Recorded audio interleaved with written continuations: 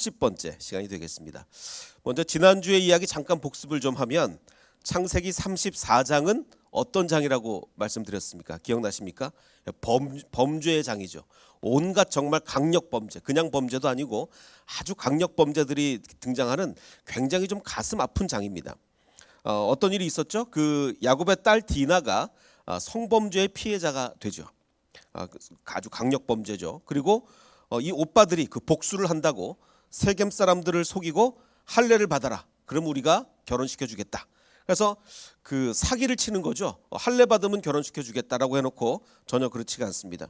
그리고서 3일째 되는 날 그 아파하는 그 기간에 모든 남자들을 다 죽여버리는 살인까지, 집단 살인이죠.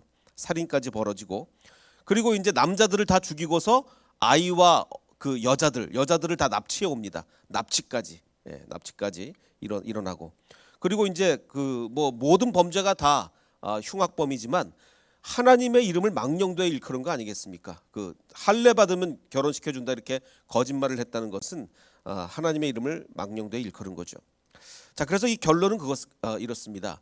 이 창세기 34장에는 하나님이라는 단어도 나오지 않고 등장인물 어느 누구의 마음속에도 머릿속에도 하나님이 존재하지 않는, 정말 하나님이 계시지 않을 때, 즉 하나님의 존재가 망각될 때 인간이 얼마나 망가지고 비참해질 수 있는가, 온갖 흉악 범죄가 다 일어나는 그것이 이제 34장이었습니다.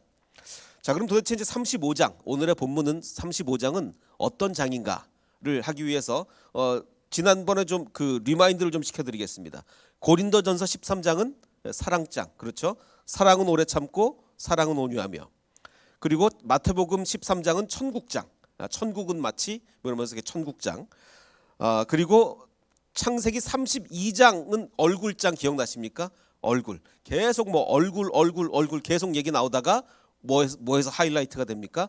하나님의 얼굴을 보고 나서 분이엘 하나님의 얼굴이다 이렇게 한 것이 얼굴장이었습니다. 그리고 지난주 34장이 범죄장, 온갖 범죄가 난무하는 범죄장이다. 자, 그럼 이제 오늘의 35장 본문은 어떤 장이 되겠습니까? 무엇이 핵심이겠습니까? 35장은 죽음의 장입니다. 여러 명의 죽음을 다루고 있어요. 35장은 죽음의 장인데 한번 보겠습니다. 자, 지금 이 그 야곱이 그 외삼촌 집에서 가나안 땅으로 돌아와서 어디에 살았냐면 세겜에 살고 있었습니다. 세겜에 살고 있었어요. 자, 그런 그 야곱에게 하나님이 명령을 하십니다. 하나님이 야곱에게 뭐라고 명령하시냐면 베델로 가서 살아라. 베델. 지금 세겜에 살지 말고 베델로 가서 살아라. 자, 그럼 세겜은 어디고 베델은 어디냐? 지도를 보시면 이 저 사해 위쪽으로 보면 저 위가 세겜, 그 아래가 베델 이렇게 됩니다. 자, 그리고서 이제 그 명령을 하시는데 뭐라고 명령하시냐 하면 그 베델은 어떤 땅이냐? 네가 형을 속이고 아버지를 속이고 도망하던 때에 내가 너한테 거기서 나타나지 않았느냐? 그래서 네가 약속하지 않았느냐? 내가 하나님 나를 평안히 다시 이 땅에 인도해 오시면 여기다 내가 하나님의 제단을 쌓겠습니다. 너 약속하지 않았느냐? 그 베델 땅으로 돌아가라. 이렇게 해서 거기서 제단을 쌓아라라고 이제 명령을 하십니다. 이 명령이 독특한 이유는 여태까지 뭐 아브라함도 그렇고 이 성경의 모든 인물을 이렇게 쭉 거치면서 제단을 쌓아라라고 명령한 건 여기가 최초예요. 그 전에는 다 자발적이었어요. 명령을 안 했는데 정말 하나님께 제단을 쌓고 싶어서 제단을 다 쌓았어요. 아브라함도 그렇고 이삭 다 그랬어요. 근데 여기서 하나님이 최초로 제단을 쌓아라라고 명령을 하십니다. 왜 명령을 하셨을까요? 쌓겠다고 서원해 놓고 안 지키고 있으니까. 제가 베델에서 제단을 쌓겠습니다 라고 서원해 놓고 안 지키고 있으니까 쌓아라라고 명령을 하시는 거예요. 자, 그럼 그 서원이 뭐였는지 한번 다시 복습을 좀 해보겠습니다. 그 28장에 외삼촌 집으로 도망을 가면서 이런 일이 있죠. 그 베델에서 하나님이 뭐 천사들이 오르락내리락 하고 돌베개 베고 자다가, 그래서 이제 뭐라고 서원을 하냐면 야곱이 서원하여 이르되 하나님이 나와 함께 계셔서 내가 평안히 다시 아버지 집으로 돌아오게 되면, 외삼촌 집에 갔다가 평안히 이 땅에 다시 돌아오면, 여기서 말하는 평안은 우리가 그 유명한 히브리어 단어 뭐죠? 샬롬. 내가 샬롬하게 이 땅에 다시 돌아올 수 있게 하나님이 그렇게 해주시면 조건이 붙습니다. 그렇게 해주시면 첫 번째 서원, 여호와께서 나의 하나님이 되실 것이요. 너무하지. 지금 하나님은 너는 무조건 나의 자녀다 이렇게 얘기하고 있는데 지금 야곱은 나한테 그렇게 해주시면 하나님이 내 하나님이 될 거다. 그리고 두 번째, 그리고 지금 내가 돌베개 이거 기둥으로 세웠는데 이 돌들이 하나님의 집, 이거 내가 여기다 제단을 쌓겠습니다. 두 번째, 제단 쌓겠다. 세 번째 서원, 모든 것의 10분의 1을 내가 반드시 드리겠다. 11조 드리겠다. 이렇게 세 가지 서원을 합니다. 자, 그러면 조건을 걸었는데 평안히 샬롬하게 돌아오게 해주시면 그렇게 해야겠다 그랬는데 이 조건이 이루어졌습니까? 안 이루어졌습니까? 자, 나중에 이제 돌아올 때 에서와 막 끌어안고 포옹하고 펑펑 울고 막 화해를 했어요. 화해를 한 후에 성경은 뭐라고 얘기하냐면 33장에 야곱이 어떻게 가나안 땅에 도착했다고요? 평안히 샬롬하게. 그러니까 조건 평안히 돌아오게 해주시면 하겠습니다 그랬는데 실제로 평안히 돌아왔어요. 자, 그러면 이 세 가지 서원을 지켜야 될 거 아닙니까? 세 가지 서원을 지켜야죠. 자, 그런데 어떻게 되나 봅시다. 평안히 돌아온 야곱이 한 일이 뭐냐? 첫 번째, 평안히 가나안 땅에 이르러 그 성읍 앞에 장막을 쳤습니다. 근데 가나안 땅 지금 원래 어디로 가야 돼요? 어디로? 베델로 가야 되잖아요. 근데 세겜에 이르릅니다. 세겜에. 거기서 장막을 치고 아예 살려고 거기 완전히 그 정착을 하려고 어떻게까지 하냐면 밭을 삽니다. 여기서 땅 사고 이제 땅 샀으면 어떻게 해야 돼요? 1가구 2주택이 안 되니까 어떻게 됩니까? 여기 살아야죠. 세겜 땅에 살아야 돼요. 그러니까 살 생각으로 한 거예요. 베델에 안 갈 생각을 한 거예요. 그래서 거기에 제단을 베델에 안 쌓고 세겜에 쌓습니다. 세겜에 쌓고 뭐라고 하냐면 그 제단 이름, 그 이름을 엘로헤 이스라엘. 이게 무슨 뜻이냐면 하나님 이스라엘, 나 야곱의 이름 바꿨잖아요. 이스라엘의 하나님이라고 합니다. 자, 그러면 어떤 서원을 지금 서원을 어떤 거 했었죠? 첫 번째 서원이 뭐였습니까? 평안히 돌아오게 해주시면 그러면 하나님이 나의 하나님이 될 것이요. 여기까지는 됐어요. 지금 하나님 이스라엘 나의 하나님이라고 하긴 했어요. 첫 번째 서원은 지켰습니다. 자, 그런데 문제는 베델에 가서 제단을 쌓고 해야 되는데 물론 이러면 문제가 안 돼요. 어떻게 되면 문제가 안 되냐면 그래, 하나님은 베델에만 계시는 하나님 아니고 온 땅에 편만하신 하나님인데 내가 뭐 세겜의 제단을 쌓든 뭐 베델의 제단을 쌓든 무슨 문제가 되겠는가? 그 확실한 믿음에 근거해서 뭐 세겜이 중요하고 베델이 중요하냐? 내가 하나님 섬기는 게 중요하지. 정말 그렇게 분명한 믿음을 가지고 이렇게 했으면 문제가 없습니다. 그런데 그런 믿음이 아니라 그냥 베델에 가야 되는데 세겜이 너무 좋은 거예요. 그래서 했으면 문제가 생기죠. 자, 그런데 즉 단지 세겜이 너무 좋아서 베델 가기 싫어서 그랬다. 그러면 문제가 생깁니다. 그러면 야곱은 첫 번째 케이스일까요? 전자일까요? 후자일까요? 정말 너무 믿음이 좋아가지고 성숙해서 그래, 장소가 뭐가 문제냐? 어디든지 하나님은 계시는데 내가 얼마나 하나님 열심히 섬기냐가 문제지. 그랬으면 아무 문제 없는데 세겜이 그냥 좋았고 베델 가기 싫었던 것 같아요. 어떻게 합니까? 그 딸 디나도 세겜 여인을 보러 너무 좋은 거예요. 여자들도 너무 이쁘고 막 이런 거예요. 그러니까 세겜이 너무 좋아서 베델 가기 싫어서 거기 정착을 하고 산 거예요. 그 가능성이 훨씬 높았던 거죠.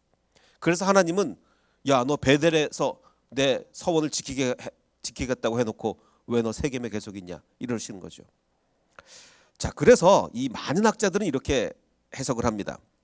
저랑은 해석이 좀 다른데 많은 학자들은 뭐라고 해석을 하냐면 지금 그 야곱이 서원을 지키지 않고 세겜의 거주를 계속했기 때문에 34장의 비극이 생겼다.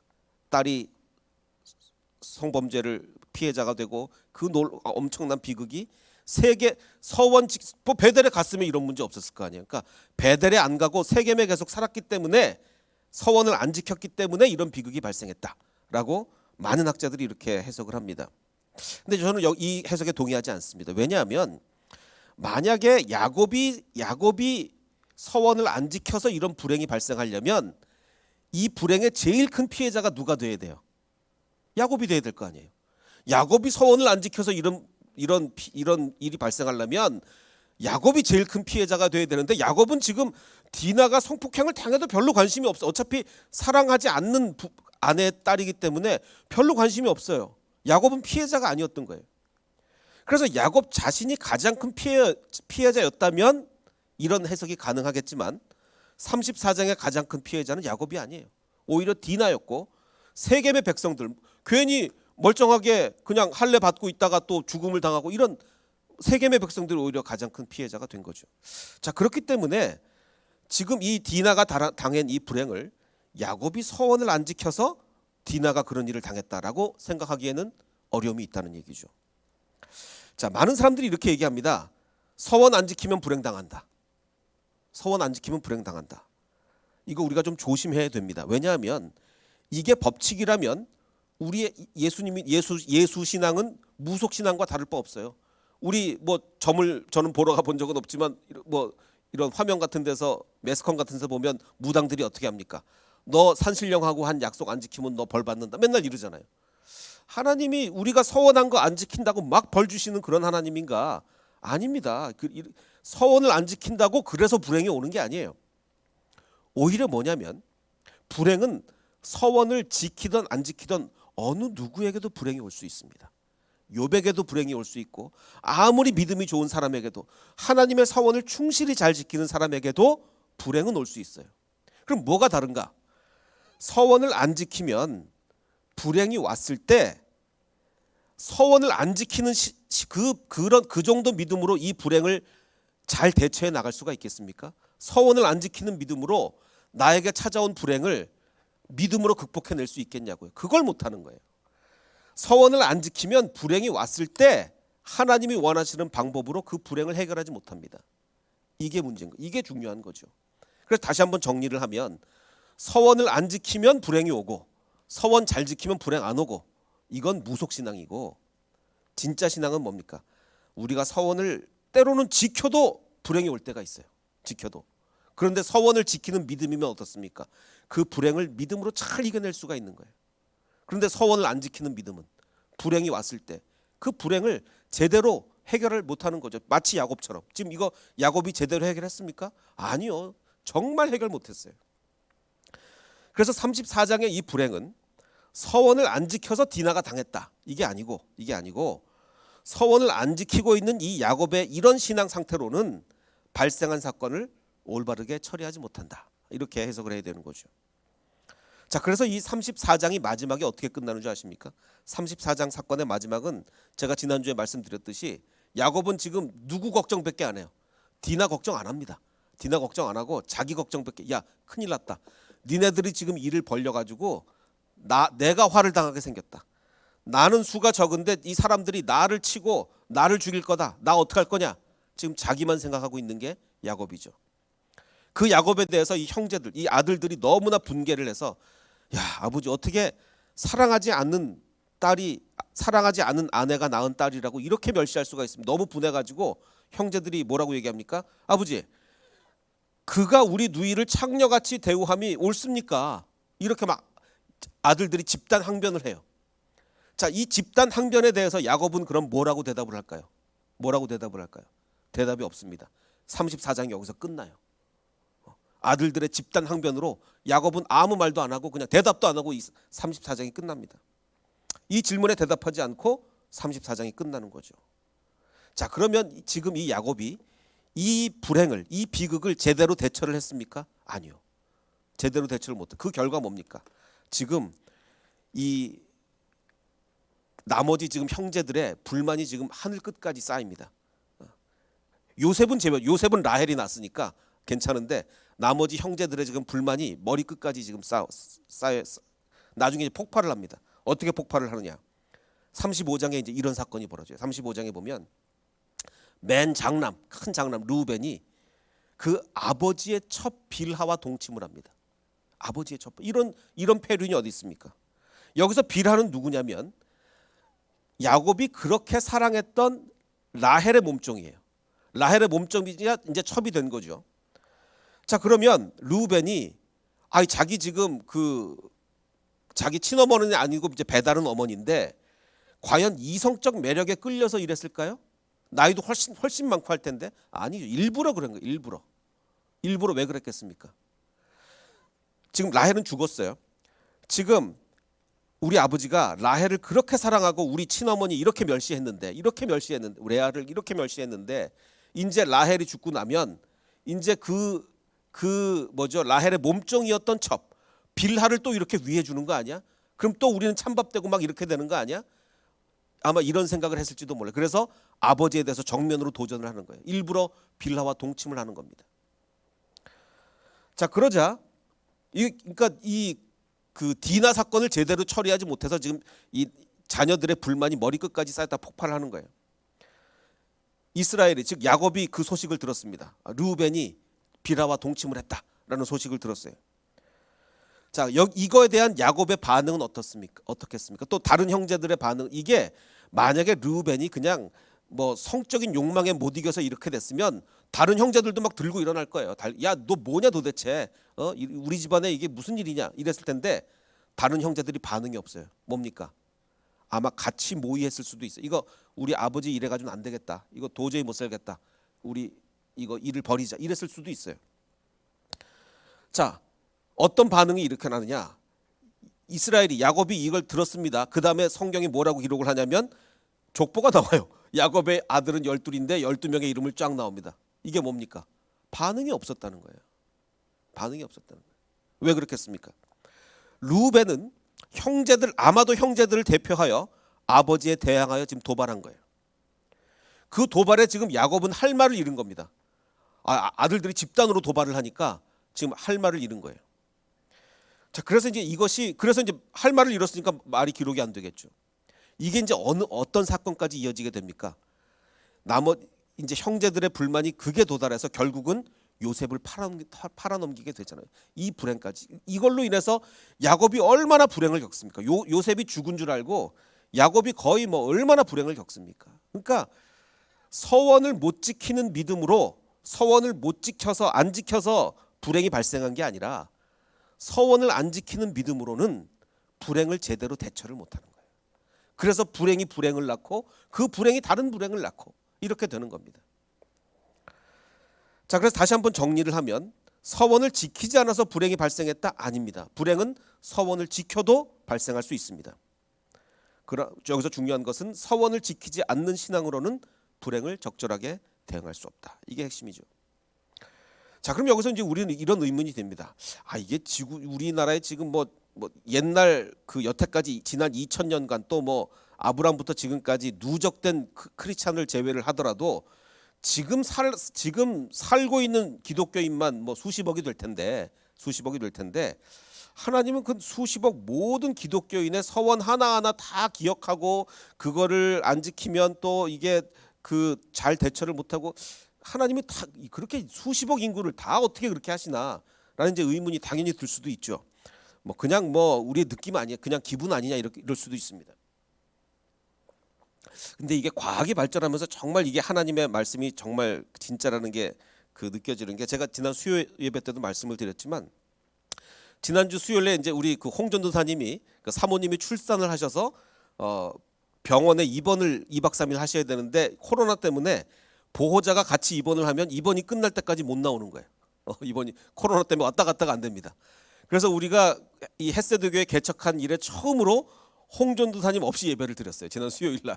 이 홍전도사님이 음향이니 뭐니 모든 걸 이거 다 조정을 해야 되는데 홍전도사님 없이 처음으로 이제 예배를 드렸습니다. 저는 이제 정말 막 야 주여 이제 이러면서 이제 그 예배를 드렸는데 이게 어떤 게 가능했냐면 그 홍전도사님이 이제 입원실에서 원격으로 여기 음향을 다 조정을 하신 거예요.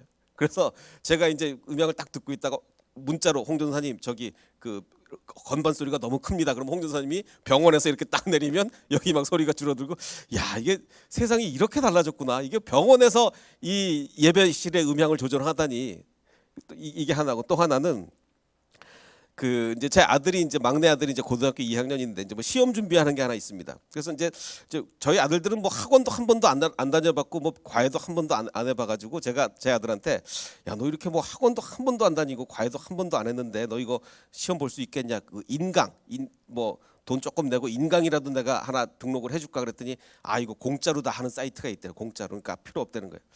자, 그 얘기를 마치고 한 2시간쯤 후에 제가 이제 SNS를 딱 열었는데 바로 그 과목 인강 광고가 제 SNS에 딱 뜨는 거예요.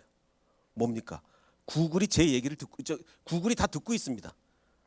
구글이 우리가 하는 말을 다 이 핸드폰으로 듣고서 거기에 맞는 광고를 띄워 보내주는 거예요.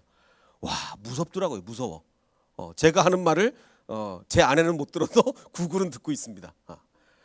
자, 그러니까 인간의 기술도 이거를 하는데 인간의 기술도 수십억 인구의 말을 하나하나 다 듣고 거기에 맞는 광고를 내고 또 인간의 기술도 병원에서 이곳 음향을 다 조절하고 하는데 하나님께서 우리 수십억 인구의 하나하나의 서원 하나하나의 일을 원격으로 하늘에서 이곳까지 조정을 못 하시겠습니까? 다 하시죠. 그러니까 이게 과학이 발전하면 발전할수록 야, 하나님은 우리가 그동안 이해 못했던 하나님이 이렇게 역사하시겠구나. 구글도 우리 말을 듣는데 하나님 왜 우리 말을 못 들으시겠습니까? 자, 그다음에 이제 오늘의 주제가 이제 그 죽음이고 한데 다시 한번 그걸 점검해 보면 35장이 죽음의 장인데 아까 얘기했듯이 하나님이 이제 서원을 안 지키고 있는 야곱에게 명령을 하십니다. 너 베델로 가서 거기 살아라. 거기서 제단을 쌓아라. 이렇게 얘기하십니다.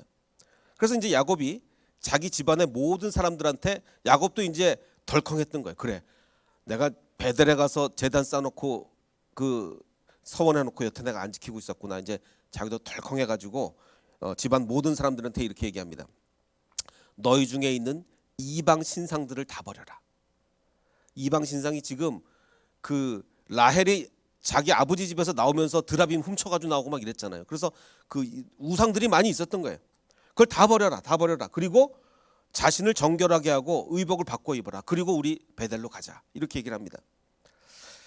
자, 이것은 뭐 한 가지 실망스럽다면 아니 그동안에 그럼 우상을 계속 방치했다는 얘기밖에 안 되잖아요. 우상이 계속 있는 걸 알고도 방치했다는 얘기밖에 안 되니까 좀 실망스럽기도 하지만 지금에서라도 이제 야곱의 신앙이 조금씩 성장한다고 볼 수 있죠. 하나님의 그 음성을 듣고 그래 이제 그러면 정말 우리 우상 다 버리고 가자 이렇게 된 거예요. 3절에 보면 우리가 일어나 베델로 올라가자. 내 환난 날에 내게 응답하시며 내가 정말 어려울 때 하나님이 도와주셨다. 내가 가는 길에서 나와 함께 하신 하나님께 거기서 제단을 내가 쌓아야 되겠다. 이렇게 이제 얘기를 하는 겁니다. 그래서 그들이 자기 손에 있는 모든 아마 많았던 것 같아요. 굉장히 모든 이방 신상들과 귀걸이는 왜 뺍니까? 귀걸이? 그러니까 여기서 말하는 귀걸이는 그냥 단순한 장식이 아닌 신앙적 의미, 우상을 섬기는 신앙적 의미를 갖고 있었던 거예요. 그래서 귀걸이도 다 빼가지고 이제 야곱에게 줬습니다. 그래서 그 우상들을 상수리 나무 아래에 묻어버렸어요. 자, 우상들을 묻었다. 이건 뭡니까? 이 35장은 죽음의 장인데 우상들의 죽음으로 시작합니다. 묻은 거 아니에요. 땅에 묻었어요. 우상들을 원래 죽었지만 그 죽음을 확인하는 그 우상을 땅에 묻는 것으로 시작이 됩니다. 자, 그리고서 이제 그 땅을 세겜 땅을 떠나서 베델로 가야 되는데 문제는 뭐냐면 길을 떠났는데 하나님이 모든 성읍 사람들을 두려워하게 했어요. 무서워하게. 이 야곱을 무서워하게 했어요. 그래서 야곱이 가는데 아무도 그거를 추적하지 못합니다. 자, 근데 이 말이 왜 중요하냐면 처음에 그 34장 사건이 났을 때 야곱이 무슨 걱정을 했죠? 야, 나는 수가 이렇게 적은데 사람들이 모여가지고 나를 죽일 거다. 어떡할 거냐 니네. 이랬는데 정작 결과는 어떻습니까? 그들이 베델로 갈 때 주변 사람들이 무서워서 아무도 야곱을 못 건드렸어요. 왜 그래서 하나님이 그렇게 하신 거죠. 이제는 서원을 지키러 가는 야곱을 하나님이 보호해 주잖아요. 그러니까 걱정했던 일이 안 벌어지는 거예요. 뭘 걱정했어요? 야, 이 주변 사람들 나를 다 죽이고 할 텐데 큰일 났다. 아닙니다. 서원 지키러 출발하자 하나님이 그 걱정했던 일이 안 벌어지게 해주시는 거예요. 자, 제가 만든 그 말이 하나 있습니다. 제가 만든 말이 야곱의 걱정 법칙. 자, 야곱이 정말 걱정이 많은 사람이었는데 어떤 걱정부터 했냐면 처음에 어떤 걱정했습니까? 그 어머니가 야, 우리 아버지 속여서 형 대신 축복받자. 그랬더니 야곱이 무슨 걱정했어요? 어머니 그러다가 속이다 들키면 축복은커녕 저주받을 거 아닙니까? 걱정을 했어요. 근데 정작 들켰는데도 저주를 안 받았어요. 저주 안 받았습니다. 그리고 두 번째 그 돌베개 베고 자면서 걱정을 했어요. 야, 내가 이 아버지 집까지 다시 평안히 돌아올 수 있을까? 걱정을 했는데 평안히 돌아왔잖아요. 그렇죠? 평안히 돌아왔습니다. 또 걱정을 했어요. 외삼촌하고 이제 딜을 하면서 외삼촌이 그 얼룩진 거 다 이렇게 빼돌리고 하니까 또 걱정을 했습니다. 야, 이거 외삼촌 집에서 나오면서 이거 완전 빈손으로 나오는 거 아니야? 걱정을 했는데 웬걸 어마어마한 거부가 돼서 나오게 되는 거죠. 그래서 이제 돌아오면서 또 걱정을 합니다. 야, 이거 에서가 형이 나를 죽일 것 같은데 이거 어떡하나 걱정을 했는데 죽이기는커녕 정말 뭐 끌어안고 펑펑 울고 뭐 난리가 났죠. 너그러운 용서를 받았습니다. 그리고 이제 또 지금 이건 뭡니까? 지금 34장에 이거 할례로 사람들을 다 속여서 이 동네 사람들이 다 우리를 미워할 텐데 나를 죽이는 거 아니야? 라고 걱정했는데 또 웬걸 하나님이 막아주셔가지고 오히려 야곱을 두려워하게 했죠. 그러니까 야곱의 걱정 법칙은 야곱이 걱정했던 일은 결코 발생하지 않는다. 야곱이 걱정했던 일은 결코 발생하지 않는다. 이게 야곱의 걱정 법칙이에요. 근데 이게 또 우리도 그렇습니다. 우리도 보면 이 걱정했던 일들이 이렇게 발생하지가 않아요. 발생하지 않습니다. 자, 근데 오히려 반대로 야곱이 걱정해야만 했는데 안 했던 일들이 있습니다. 이게 문제인 거죠. 야곱이 걱정을 해야 했는데 안 한 거 뭡니까? 야곱은 사실 레아의 마음을 걱정했었어야 돼요. 레아를 그렇게 미워하고 라헬만 사랑하면 내가 이렇게 차별을 하면 레아가 얼마나 마음이 아플까 걱정해야 되는데 그 걱정을 안 했던 거죠. 그리고 디나가 이렇게 성폭행 피해를 당했는데 내 딸 디나가 얼마나 이 마음이 아플까 걱정해야 되는데 이 걱정을 안 했던 거예요. 그리고 또 이 세겜 남자들 다 죽이고 여자 뺏어오면서 이 자기 남편 다 죽이고 이렇게 이 여자들 뺏어오면 이 사람들이 상처받지 않을까 걱정을 해야 되는데 안 한 거죠. 그러니까 야곱은 해야 할 걱정은 하나도 안 하고 해도 안 되는 걱정만 그렇게 한 거예요. 안 해도 되는 걱정만. 이게 우리의 삶과 너무 같지 않겠습니까? 자, 그래서 이제 결국 하나님이 지켜주셔서 야곱이 이제 베델에 도착을 했고 서원대로 거기서 제단을 쌓았습니다. 그리고 이제 또 길을 떠났어요. 길을 떠났는데 이제 또 한 명이 죽습니다. 35장은 죽음의 장인데 누가 죽느냐? 자기 어머니 리브가의 유모가 죽어요. 그래서 이제 상술이 근데 이름까지 나옵니다. 유모가 이제 드보라다라는 이름까지 나오는데 성경에요 여자들이 그렇게 이름이 많이 안 나옵니다. 성경의 여자들은 그냥 익명으로 나오는 경우가 왜냐하면 이 당시만 해도 여자 인권이 이렇게 낮았기 때문에 예를 들면 우리가 누구도 모르냐면 우물가의 여인 이름 아시는 분 계십니까? 없잖아요. 성경에 심지어는 우물가의 여인도 이름을 몰라요 우리가. 그런데 우리가 리브가의 유모 이름 궁금하십니까? 우리는 우물가의 여인 이름이 궁금하지 뭐 리브가의 유모 이름 안 궁금한데 지금 이 모세가 이 모세오경을 이 창세기를 기록할 때 이거 드보라인 거 어떻게 알았을까요? 야곱이 남긴 거예요. 야곱이. 왜냐? 야곱은 자기 어머니 죽는 걸 못 봤어요. 자기가 20년 동안 외삼촌 집에 갔다 오느라고 어머니 돌아가신 걸 못 봐가지고 어머니의 유모가 죽는 것조차 굉장히 마음이 아팠던 거예요. 그래서 야곱은요 정말 편해. 자기가 비기 싫은 사람은 정말 관심도 안 가지고 그 어머니 이렇게 좋아했었는데 어머니 죽는 걸 못 봤으니까 유모가 죽는 것조차 이름까지 기록해가면서 이렇게 슬퍼했던 거죠. 그래서 상수리 나무 밑에 장사하고 그 나무 이름까지 붙입니다. 알론 바굿이라고 해가지고 통곡의 상수리 나무. 그러니까 야곱은 정말 이거 너무 편애가 심하다. 그러니까 그 전에 말씀드렸듯이 그 분이엘 하나님의 얼굴을 보고 나서 변하는 부분도 있지만 죽을 때까지 크리스찬이 돼도 죽을 때까지 안 변하는 부분이 있습니다. 그러니까 야곱은 죽을 때까지 편애를 못 고쳐요. 죽을 때까지 아무리 하나님을 만나고 뭐 성령 받고 해도 소용없습니다. 안 변해요. 자, 그래서 다시 한번 결론을 말씀드리면 야곱은 어머니의 유모의 죽음조차 애통해하는 이렇게 그래서 그녀의 이름까지 후대에 남기는 마음이 따뜻한 남자인가? 아니요, 마음이 따뜻한 남자. 그래서 그런 게 아니라 편애해서 그런 거예요. 편애해서. 자, 16절을 보면 그들이 이제 베델에서 길을 떠나서 자 이제 그 사건 순서를 조금 바꿨는데 라헬이 이제 해산을 하게 됩니다. 라헬이 해산을 하게 되는데 해산을 하면서 굉장히 고생을 난산에 결국은 죽습니다. 옛날에 이런 경우가 굉장히 많았죠. 그러니까 저희 아버지도 이제 그 고아가 되신 게 그 6.25 때 중학교 2학년 때 혼자 남한으로 넘어오면서 고아가 되셨지만 그 전에 그 저희 아버지가 7살 때 그 그러니까 제 친할머니죠. 저희 아버지 어머니께서 그 아버지 동생을 낳다가 돌아가셨어요. 그러니까 이런 일이 옛날엔 굉장히 많았죠. 그 라헬이 이제 해산을 하게 돼 심히 고생하면 이제 죽으면서 그 아들의 이름을 베노니라고 이렇게 불렀습니다. 베노니는 무슨 뜻이냐면 내 슬픔의 아들. 내가 이제 죽으니까 내 슬픔의 아들이라는 이름을 지은 거예요. 근데 그 이제 야곱이 들으니까 이거 아들 이름이 이래 가지고는 안 되겠던 거예요. 그래서 이름을 야곱이 바꿔줍니다. 뭐라고 바꿔주면 베논이라고 하지 말고 벤야민, 그 베냐민 즉 오른손의 아들 이렇게 이제 이름을 바꿔줬습니다. 자, 이것도 참 그래요. 왜냐하면 베냐민을 오른손의 아들이라고 하면 나머지 형제들은 뭐가 됩니까? 왼손의 아들이 되는 거예요. 왼손의 아들. 그러니까 요셉하고 얘만 오른손의 아들이 되는 거죠.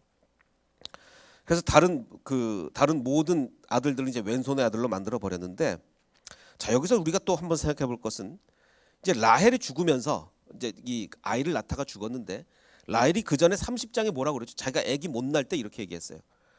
그 따지면서 야곱한테 따지면서 라헬이 그의 언니를 시기하여 야곱에게 이렇게 얘기하죠. 나 아들을 좀 낳게 해달라. 나 아들 못 낳게 하면 나 죽겠다. 그러니까 말 함부로 하는 게 아니란 말이에요. 아들 안 낳아주면 죽겠다고 했는데 결국 어떻게 죽어요? 애를 낳다가 죽잖아요. 그러니까 이게 정말 말 함부로 할 게 아닙니다. 우리가 말할 때 정말 조심해야 돼요. 자, 그리고 이제 드디어 이제 이삭도 죽습니다. 28절에 이삭의 나이가 180세다. 180에 죽어요. 그래서 이제 이삭이 죽자 그 이제 아들 에서도 옵니다. 에서도 와가지고 에서와 야곱이 같이 그 아버지를 장사하게 되죠. 자, 그런데 우리가 지금 야곱이 180세에 죽는데 처음에 이제 맨 처음 이 사단이 난 일의 시작이 어딥니까? 이 사단이 어디서부터 시작됐냐면 저기 27장에서 이삭이 처음에 이제 눈이 어둡고 하니까 내가 이제 늙어서 눈도 안 보이고 하는데 언제 죽을지 모른다. 언제 죽을지 몰라서 내가 죽기 전에 내가 사랑하는 아들, 뭐 이삭도 편애를 했으니까 내가 사랑하는 아들 에서를 내가 마음껏 축복하고 죽어야 돼. 너는 언제 죽을지 모르니까. 그러다가 이 사단이 난 거 아니에요. 그러다가. 자, 근데 이런 그 일이 있고 나서 몇 년 후에 죽습니까? 80년 후에 죽는 거예요. 80년. 뭐 지금 이 사건이 이삭이 한 100세 때쯤 이렇게 된 건데, 내가 언제 죽을지 모르니까 이거 빨리 내가 우리 아들 큰아들 축복하고 죽어야 되겠다. 이러다가 사단이 났는데 80년 동안 안 죽은 거예요. 자, 언제 죽을지 모르니까 축복해야 되겠다. 이삭이 걱정한 일이 벌어졌습니까? 안 벌어졌습니까? 안 벌어졌어요. 80년을 더 살았어요. 이삭도 마찬가지. 야곱도 걱정한 일 하나도 안 벌어졌지만 이삭도 야, 이러다 내가 축복도 못하고 죽는 거 아니야? 그런 일 안 벌어졌습니다. 오히려 그 걱정 때문에 미리 축복하려다가 생각지도 못한 일, 장자권 다투 그래서 뭐 형제지간에 막 난리 나고 막, 그러니까 걱정 때문에 일이 벌어진 거지. 걱정을 했기 때문에 일이 벌어진 거지. 원래 걱정했던 일은 안 벌어진 거예요. 자, 오늘은 그 35장이 이제 죽음의 장이라고 말씀을 드렸는데 이 각 죽음의 의미를 좀 살펴보겠습니다. 첫 번째 죽음은 뭐였습니까? 우상들의 죽음이었어요. 뭐 원래 죽어 있는 우상들을 확인 사살한 거죠. 그냥 땅에다 묻어버린 거예요. 자, 이건 뭡니까? 야곱의 신앙이 그래도 조금씩이나마 발전하고 있다. 우상을 묻었으니까. 자, 유모의 죽음은 어떤 의미를 우리에게 주고 있습니까? 야곱의 절대로 안 변하는 성격, 편애. 그 자기가 사랑하는 어머니는 그 유모의 죽음까지 이렇게 챙기면서 정말 야곱은 죽을 때까지 이 편애를 못 버린다. 자, 이걸 드러냈고, 라헬의 죽음은 우리에게 뭘 시사해 주고 있습니까? 정말 우리가 말 조심해야 되겠다. 애 못 낳게 해주면 나 죽겠다라고 했는데 결국 애를 낳다가 죽게 되죠. 그리고 이삭의 죽음은 뭘 얘기해 주고 있습니까? 걱정이 오히려 부작용을 낳았다. 걱정하다. 나 이거 내 큰아들 축복도 못 해주고 죽으면 어떡하지? 그 걱정하다가 부작용을 낳은 거죠. 그래서 오늘의 말씀의 핵심은 이렇습니다. 우리를 향한 하나님의 약속이 뭡니까? 성경 말씀이죠. 자, 하나님은 야곱을 축복해 주죠. 베델로 지금 그 돌베개 베고 자면서 그 걱정 많고, 야, 이거 내가 제대로 평안히 돌아올 수나 있는가? 이렇게 걱정하는 야곱을 하나님은 말씀으로 축복해 주죠. 내가 반드시 너와 함께 있어. 네가 어디로 가든지 내가 너를 축복할 거다. 너를 이곳에 내가 완전히 평안하게 다시 돌아오게 할 거다라고 약속을 해주셨어요. 이게 하나님 말씀입니다. 그런데 지금 야곱이 이 말씀을 굳게 마음속에 갖고 있었습니까? 아니요. 그래서 맨날 불안했어요. 맨날 불안. 그래서 서원을 하기는 했는데 하나님을 향한 우리의 약속, 서원을 했습니다. 근데 그 서원을 안 지켰어요. 자, 만약에 야곱이 우리를 향한 하나님의 약속, 그 말씀에 집중했다면 어땠을까요? 그래, 내가 돌베개 베고 잘 때 하나님이 나타나셔서 나를 지켜주신다고 했어. 네가 어디로 가든지 내가 너와 함께 있다고 하셨어. 이 약속 굳건히 붙잡고 가자. 그랬으면 이 사단 안 났습니다. 그리고 또 하나님, 그렇습니다. 내가 주님께 베델에서 단 쌓고 다시 그곳에 제단을 쌓겠다고 서원했습니다. 내가 반드시 그 서원 지키겠습니다. 이 믿음 가지고 있었으면 역시 이 사단 안 났습니다. 이것에 집중하지 않고 세상 걱정에 집중했을 때 정말 내가 평안히 돌아올 수 있는 거야? 이거 뭐 이 주변 사람들이 나 공격하는 거 아니야? 뭐 이런 온갖 세상 걱정에 집중했을 때 결국은 그 결과는 모두가 불행한 결과를 낳게 되는 거죠. 말씀에 집중하고, 즉 하나님이 우리에게 하신 약속, 또 내가 하나님께 하신 한 그 서원, 약속에 집중했을 때는 이런 일이 벌어지지 않습니다. 2022년 우리 헤세드 교회의 표어가 뭡니까? 말씀 앞에 홀로 서는 나, 그리고 함께 서는 우리. 하나님의 그 약속, 말씀에 집중했을 때 우리는 설 수 있고, 홀로 설 수 있고, 또 함께 설 수가 있습니다. 그래서 올해 이 핵심 구절, 주제 구절, 교훈을 받은 대로, 즉 하나님의 말씀에 믿음에 굳게 서서, 하나님의 말씀을 받은 대로 믿음에 굳게 서서 감사함을 넘치게 되면 아마 이런 일이 우리에게는 벌어지지 않는다고 분명히 믿습니다. 그래서 아까 우리 불렀던 찬양이 있습니다. 말씀 앞에 경외함으로 주께 홀로 섭니다. 그 말씀에 생명을 거는 자, 하나님 말씀에 운명을 거는 자. 야곱은 이걸 못했어요. 말씀에 생명을 걸고 말씀에 운명을 걸지 못했기 때문에 이 일이 벌어지고 말았습니다. 그래서 우리는 정말 말씀에 생명을 거는 우리가 되어서 이 불행한 결과가 나오지 않기를 소망하는 저와 여러분이 되시기를 주님의 이름으로 축원합니다.